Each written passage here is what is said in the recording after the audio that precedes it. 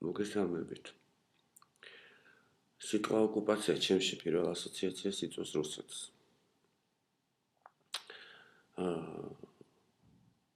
ისრად გაუკეთა რუსეთმა საქართველოს.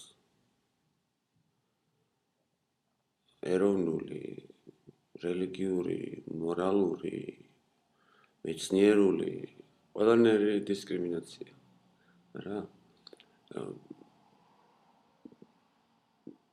და გარდა ამისა, ჩემი აზრით, ამ 20 საუკუნეში საქართველოს საბჭოთა კავშირში ყოფნამ განაპირობა, ანუ რუსეთის მიერ ოკუპაციამ განაპირობა ის, რომ საქართველოს გაცნობა მსოფლიომ დაიწყო რაღაცა ბოლო წლებში, რა.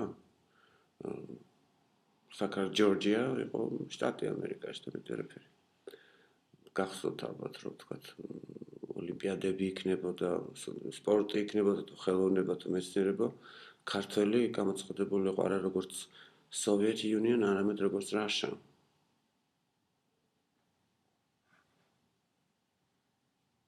და უცნაურია, რომ საქართველოს პატარა ქვეყნებიც არსებობს მსოფლიოში, ხო, მაგრამ იცნობს მსოფლიო. საქართველო ხა გაჩნდა. ნუ ხო ვიღაც განათლებული ადამიანები არიან, ვინც იცოდა, ვინც თქვა საქართველოს იყო დაინტერესებული, მაგრამ თქვათ ჰერმან ჰესეს ჩამოთვლილი აქვს როგორ უნდა გამოიყურებოდეს საშუალოდ განათლებული ადამიანის ბიბლიოთეკა.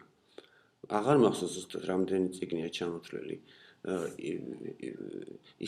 იმასაც კი აღნიშნავს, რომ თქვათ თუ რუსული არ იცი, შეიძლება რომ არ წაიკითხო პუშკინი, იმიტომ რომ ვერ გაიგებ.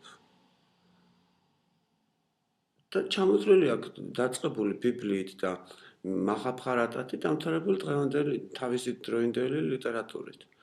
არც ერთი ქართველი მწერალი არ აქვს მოსწონებული და არც ერთი პოეტი. ვერ ვიტყვით, რომ ჰერმან ჰესე უწეგნური ადამიანი იყო რა. აი ეს განაპირობა რუსეთმა, ამ ჩაკეტილობამ და აი ეს ჩემთვის პირადად ეს ცნება ოკუპაცია. გაუპატიურება ერის. დაპყრობა, ხო, მაგრამ გაშია დაპყრობის მე როგორ მოექცევი. მე მეგონა, რომ რუსეთ-საქართველოს ურთიერთობის აღდგენის ცდილობა ესეთი ერთპიროვნული, ერთმნიშვნელოვანი რეაქცია მოყვებოდა საქართველოში და რაღა დაგიმოყოს და სახტად დავრჩი ასეთი დადებითი რეაქციისგან. აი ეს არის რაც